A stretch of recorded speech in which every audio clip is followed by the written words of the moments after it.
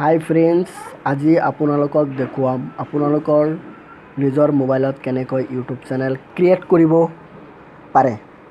ভিডিঅ'টো আৰম্ভ কৰাৰ আগতে আপোনালোকক যদি মোৰ চেনেলত প্ৰথমবাৰৰ বাবে আহিছে তেন্তে চেনেলটো ছাবস্ক্ৰাইব কৰিব আৰু কাষত থকা বেল আইকনটো বজাই দিব। বলকচোন আজিৰ ভিডিঅ'টো আৰম্ভ কৰোঁ।